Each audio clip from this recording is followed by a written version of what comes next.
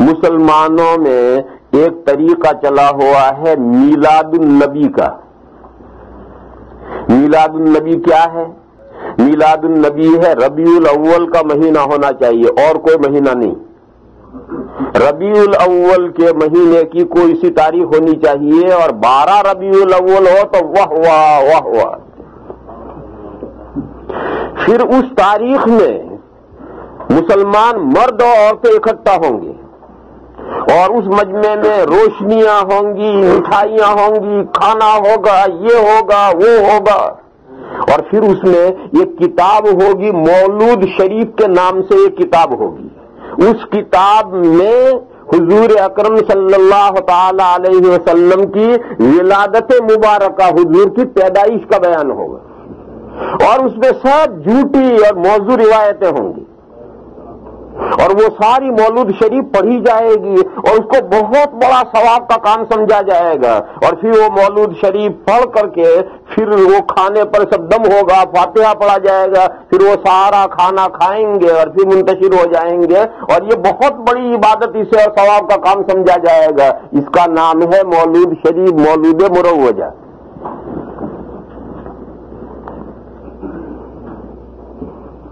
یہ مولود مروجہ جو آج مسلمانوں کے درمیان میں ہے،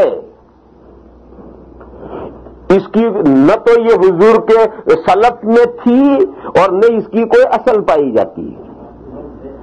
اور یہ مولود کا طریقہ شروع ہوا ہے 5th سینچری میں، 5ویں صدی میں. اربل کا ایک بادشاہ تھا، اس کا نام صلاح الدین تھا. اربل یہ ادھر عراق کی طرف کہیں ہے. اربل کا ایک بادشاہ تھا جس کا نام صلاح الدین تھا اور اس نے یہ مولود شریف کا طریقہ شروع کیا ہے اور اس وقت سے لے کر آج تک دنیا میں چلا آ رہا ہے. اور یہ جو 3 دور ہیں سلف کے، صحابہ، تابعین اور تبع تابعین، ان 3 دوروں میں کبھی اس انداز سے مولود شریف حضور کی ولادت کا بیان نہیں کیا گیا اور اس کی کوئی اصل بھی نہیں. اس کی کوئی اصل نہیں ہے. اس کی دلیل بتاؤں میں؟ دیکھو، 2 باتیں متعین ہیں کہ آقائے دو جہاں تاجدار مدینہ حضرت محمد مصطفیٰ صلی اللہ تعالی علیہ وسلم کی ولادت اور وفات دونوں ربیع الاول میں ہوئی. یہ طے ہے، ربیع الاول میں ہوئی. یہ بھی طے ہے کہ حضور کی وفات پیر کے دن ہوئی. پیر کے دن صبح 8:30 بجے حضور کی وفات ہوئی اور وہ دن پورا گزر گیا. پھر اس کے بعد رات آئی، اس کے بعد اگلا دن آیا منگل، وہ منگل کا پورا دن گزر گیا اور پھر منگل اور بدھ کے بیچ کی رات میں آدھی رات کے قریب حضور کو دفن کیا گیا.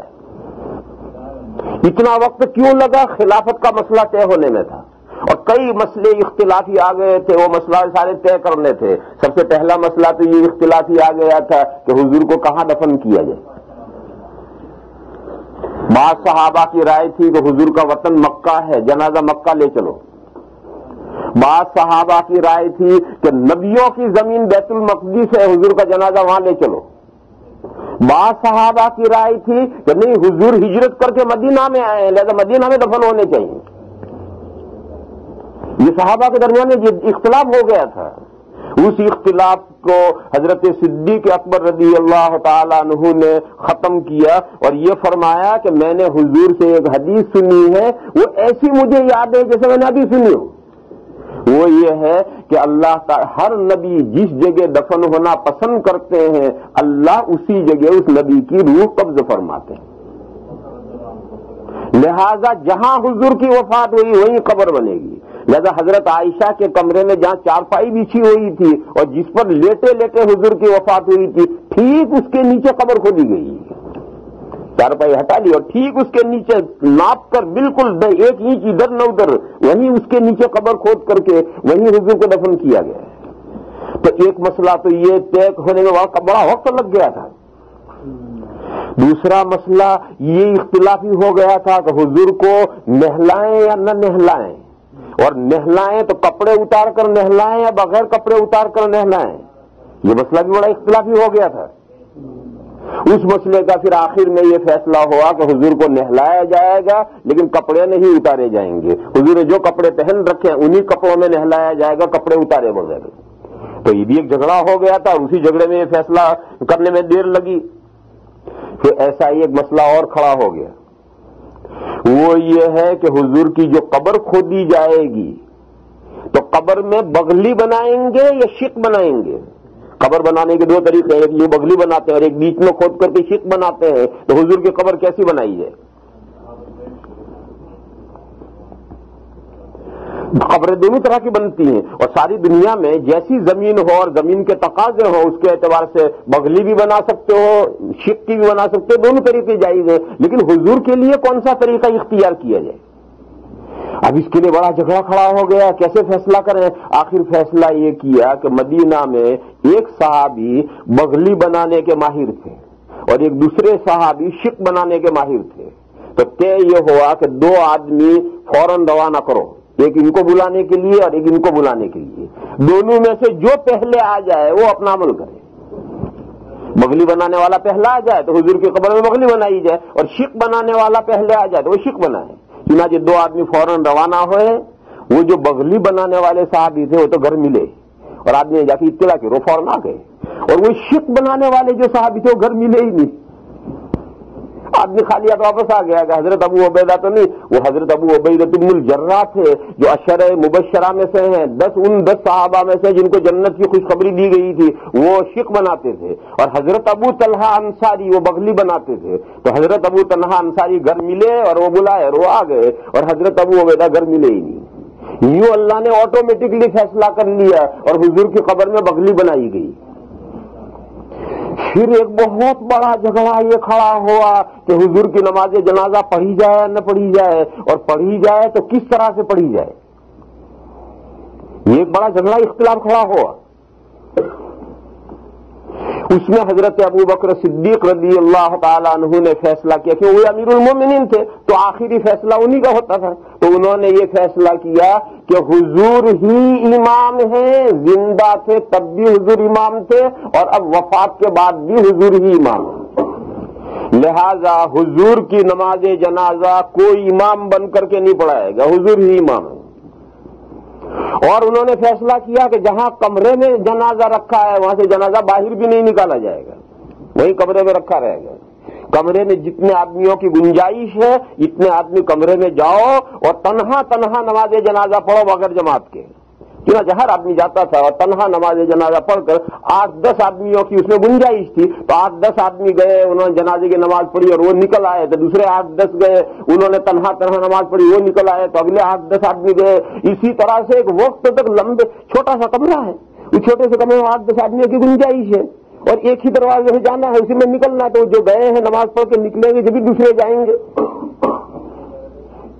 جب تمام صحابہ اس طریقے سے نماز پڑھ چکے تو سب سے آخر میں حضرت صدیق اکبر گئے ہیں. پھر حضور کا جنازہ قبر میں اتار دیا گیا اور اس سے ایک بڑا جھگڑا کھڑا ہو گیا تھا, بڑا سنگین.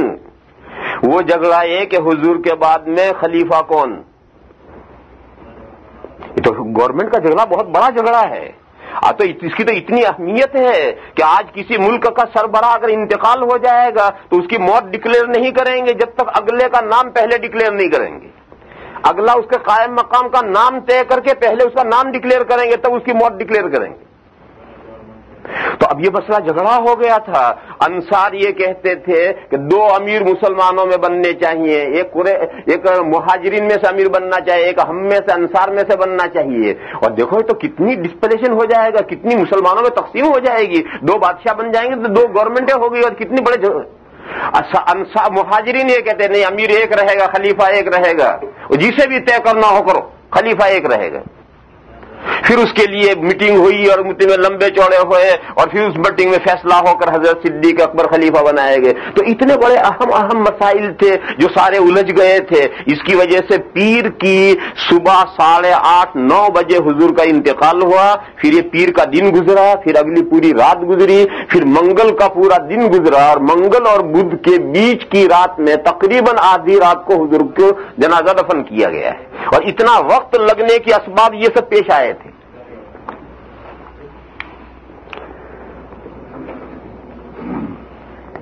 تو دو باتیں طے ہیں کہ ربیع الاول میں حضور کی پیدائش بھی ہوئی ہے اور ربیع الاول میں حضور کی وفات بھی ہوئی ہے، اور پیدائش کس دن ہوئی ہے اس بارے میں کوئی صحیح روایت نہیں، کون سے دن، لیکن وفات کس دن ہوئی ہے اس بارے میں صحیح روایت ہے کہ پیر کے دن وفات ہوئی ہے۔ اور تیسری بات کہ کون سی تاریخ تھی، ربیع الاول کی تاریخ کون سی تھی؟ مسلمانوں میں مشہور ہے کہ حضور کی وفات 12 ربیع الاول کو ہوئی ہے، اس کی کوئی روایت ہے ہی نہیں کہ 12 ربیع الاول کو حضور کی وفات ہوئی، اس کی کوئی روایت ہے ہی نہیں، اور حساب سے 12 کو پیر آتا ہی نہیں۔ کیوں؟ دیکھو یہ ربیع الاول ہے، ربیع الاول سے پہلے سفر ہے، سفر سے پہلے محرم ہے، محرم سے پہلے ذی الحجہ ہے، اس ذی الحجہ میں حضور نے حج فرمایا ہے، اور ذی الحجہ کی 9 تاریخ جب حضور عرفہ میں تھے اس دن جمعہ تھا، یہ طے ہے کہ ذی الحجہ کی 9 تاریخ کو عرفہ کے دن جمعہ تھا۔ اب وہاں سے کاؤنٹ کرتے کرتے آؤ، چاہے تمام مہینے 30 کے لے لو، چاہے تمام 29 کے لے لو، چاہے بعض 30 کے لے لو، چاہے بعض 29 کے لے لو، جو تمہیں حساب کرنا ہو کر لو، 12 کو پیر آ ہی نہیں سکتا۔ جب جس کا جی چاہے حساب کر کے کیلکولیٹر لے جائے، 12 کو پیر کبھی بھی نہیں آئے گا، 9 کو پیر آتا ہے۔ بعض مہینے 30 کے اور بعض مہینے 29 کا جیسا حساب ہوتا ہے اس اعتبار سے 9 کو پیر آتا ہے، 12 کو پیر آتا ہی نہیں۔ اس کا خلاصہ کیا ہے کہ دیکھو میلاد النبی کا اگر طریقہ صحابہ کے زمانے میں ہوتا، تابعین کے زمانے میں ہوتا، تبع تابعین کے زمانے میں ہوتا، تو اتنی ساری جہالت کیسے ہو گئی کہ کس دن میں انتقال ہوا ہے، کس تاریخ میں انتقال ہوا، وہی کوئی نہیں جانتا۔ تو کیا مسلمان تاریخ بھی بھول گئے؟ میلاد النبی کرتے تھے اور تاریخ بھی بھول گئے؟ پھر میلاد النبی کرتے کس دن تھے؟ معلوم ہوا کہ اس وقت میلاد النبی کا کوئی رسم نہیں تھی، کوئی رواج نہیں تھا، اور ایک لمبے زمانے تک کوئی رسم اور کوئی رواج نہیں تھا۔ یہ تو 5ویں صدی میں اربل کے بادشاہ صلاح الدین نے یہ رسم نکالی ہے اور جو مسلمانوں میں چلی اور چلتی چلی گئی۔ لہذا یہ جو میلاد مروجہ ہے یہ نہ حضور کے زمانے میں تھی، نہ سلف کے زمانے میں تھی، نہ اس کی کوئی اصل تھی۔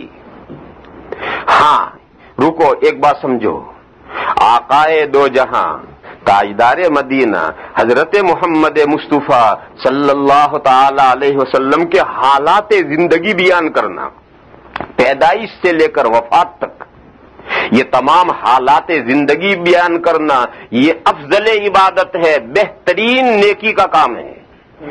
لیکن اس کے لیے کوئی دن متعین کرنا کہ فلاں دن ہی ہوگا، مہینہ متعین کرنا کہ فلاں مہینے میں ہوگا، نہیں، یہ جائز نہیں۔ پورا سال ہے، آقائے دو جہاں انسانیت کے لیے اللہ کی نعمت کبریٰ ہے، پورے سال کے لیے ہے، پورے سال جب موقع ملے حضور کے حالات زندگی بیان کرو، پیدائش سے لے کر وفات تک۔ دوسری بات ہے کہ حضور کے حالات زندگی بیان کرو، جائز طریقے پر بیان کرو، ناجائز طریقے بیان کرنے کی اجازت نہیں۔ ناجائز طریقے کی میں 2 مثالیں دوں۔ ایک تو ایک وہ روایات جو گھڑی ہوئی روایات ہیں اور موضوع روایات ہیں، وہ گھڑی ہوئی روایت اور موضوع روایت بیان کرنا جائز نہیں، حرام ہے۔ حضور کے حالات بیان کرتے ہوئے موضوع اور گھڑی ہوئی روایت بیان کرنا یہ حرام ہے۔ دوسرا یہ ہمارے ہندوستان میں یہ قصہ ہے 7-8 سال پہلے کا۔ ہندوستان میں امروہہ ایک قصبہ ہے، اس امروہہ میں کم بختوں نے حضور کی پیدائش کا میلاد میں ڈرامہ بنایا اور ایک عورت حضور کی ماں بنی اور اس کو بچہ پیدا ہوتا ہے دہا میں جلسے میں دکھایا ہے، جیسے بچہ پیدا ہو رہا ہے، ایک بچہ لا کر بچہ پیدا کر کے دکھایا ہے کہ دیکھو یہ حضور دنیا میں آئے۔ اور جب وہ بچہ پیدا ہوا تو سارا مجمع کھڑا ہو کر اللہم صلی علی محمد، اللہم صلی علی محمد۔ لوگوں نے کہا یہ سب کافر ہو گئے جنہوں نے یہ ڈرامہ کیا ہے۔ ایک مرد کو عورت بنا کر لٹایا ہے، اسے درد ذہ ہو رہا ہے، اس درد ذہ میں سے ایک بچہ نکل رہا ہے اور بچہ کو نام دیا حضور پیدا ہوئے اور سب کھڑے ہو کر درود شریف پڑھ رہے ہیں۔ یہ حرام ہے۔ مولانا مفتیوں نے فتویٰ دیا اس ڈرامے میں جتنے شریک ہیں سب کافر ہیں۔ یہ ہمارے یہاں ہندوستان میں امروہہ میں یہ قصہ ہو چکا ہے 7-8 سال پہلے۔ وہیں امروہہ میں کعبہ بنا تھا اور کعبہ بن کر وہاں لوگوں نے حج کیا تھا، یہ بھی چکر چلا تھا۔ تو تو میرے بھائیوں ایسی روایت جو موضوع ہے اور گھڑی ہوئی ہے وہ حضور کے حالات میں بیان نہیں کر سکتے، وہ حرام ہے. صحیح روایت بیان کرو، پھر بیان کرنے کے جائز طریقے میں بیان کرو. یہ ڈرامہ بازی میلاد النبی میں نہیں ہو سکتی. اور حضور کے حالات زندگی پیدائش سے لے کر وفات تک پورے سال پر جب موقع ملے بیان کرو، اس سے بڑی کوئی بہترین عبادت نہیں ہے. مسلمان اپنے پیغمبر کو پہچانیں گے جبھی تو وہ دین سے جڑیں گے، اور اپنے پیغمبر کو پہچانیں گے نہیں دین سے کیا جڑیں گے؟ تو میرے بھائیوں میں اصل بات یہ سمجھا رہا تھا کہ سلف اور خلف، سلف کے وہ تین دور ہیں، صحابہ، تابعین اور تبع تابعین، ان میں ایک سرخاب کا پر لگ رہا ہے. حضور نے ان تین دوروں کی فضیلت بیان کی ہے. اسی وجہ سے سنت اور بدعت کا معیار یہ ہے کہ سلف کے زمانے میں جو چیزیں ہوتی تھی یا جن چیزوں کی اصل پائی جاتی ہے وہ سب سنت ہیں اور جائز ہیں، اور جو چیزیں سلف کے زمانے میں نہیں ہوتی تھی اور اس کی اصل بھی سلف کے زمانے میں نہیں پائی جاتی اور آج اسے دین کا کام سمجھ کر کیا جا رہا ہے، ثواب کا کام سمجھ کر کیا جا رہا ہے، تو وہ بدعت ہے. اور اگر دین کا کام سمجھ کر نہ کیا جائے، ثواب کا کام سمجھ کر نہ کیا جائے، جیسے عید کے دن شیر خورما پکتا ہے یا مرغا بنتا ہے، گجراتیوں کا مرغا بنتا ہے کہ نہیں عید کے دن، اور ہمارے ہندوستان میں شیر خورما پکتا ہے، تو اسے کوئی عبادت سمجھ کر نہیں کیا جاتا، کوئی ثواب سمجھ کر نہیں کیا جاتا، ایک رسم ہے. یا جیسے عید کے دن جہاں عید کی نماز خطبہ ختم ہوا تب کھڑے ہو کر دے معانے کا، حالانکہ ابھی گھر سے ساتھ آئے تھے اور اب دے معانے کا چل رہا ہے. تو اب یہ معانے کا یہ کوئی دین کا کام سمجھ کر، عبادت کا ثواب کا کام سمجھ کر نہیں کیا جاتا ہے، مگر یہ کیا جاتا ہے. اور گھر لوٹ کر ایک دوسرے کے گھر جائیں گے اور ملیں گے، عید ملن، اور صرف مرد ہی نہیں ملیں گی، عورتیں جائیں گی، اور عورتیں ہی نہیں جائیں گی، نوجوان لڑکیاں اپ ڈاؤن کریں گی اور شاندار کپڑے پہن کر اس محلے سے اس محلے، اس محلے سے اس محلے، عید ملن. مگر اس کو کوئی عبادت ثواب کا کام سمجھ کر نہیں کیا جاتا، لہذا اسے بدعت نہیں کہیں گے، اسے رسم کہیں گے، اسے کہیں گے رسم. اور جسے ثواب کا کام سمجھ کر کیا جائے وہ ہے بدعت. اور ممنوع دونوں چیزیں ہیں، رسمیں بھی ممنوع ہیں، بدعتیں بھی ممنوع ہیں. بدعت تو ممنوع ہونی چاہیے کہ جو چیز دین میں نہیں ہے اس دین کے اندر یہ اضافہ کرنا، ایجاد بندہ، یہ تو ممنوع ہونا ہی چاہیے. رسم کیوں ممنوع ہے میرے بھائیوں؟ یہ رسمیں بڑھتی یہ گلے کا توق بن جاتی ہیں، پیر کی اور ہاتھوں کی بیڑیاں بن جاتی ہیں. پھر لوگ اتنے پریشان ہو جاتے ہیں کہ کہیں سے قرض لیں گے، مریں گے، ماریں گے، مگر رسمیں ادا کرنی پڑیں گی. اس لیے یہ گلے کے توق ہیں، ہاتھوں پیروں کی بیڑیاں ہیں. اسلام نے ان رسموں میں پھنسنے کی بھی اجازت نہیں دی ہے. تو میں اصل بات تو یہ کہہ رہا تھا کہ یہ جو ان اللہ یامر بالعدل والی جو آیت کریمہ ہے یہ سلف کے زمانے سے خطبوں میں آخر میں یہ پڑھی جاتی ہے اور انہی پر خطبے ختم کیے جاتے ہیں. تو آخر پورے قرآن کریم کی کوئی آیت نہیں ہے. سلف نے یہ آیت کیوں تجویز کی ہے؟ اگر اس آیت میں کوئی خوبی ہے تبھی تو وہ خوبی یہی ہے، یہ تعلیمات اسلام کی جامع آیات ہے. تو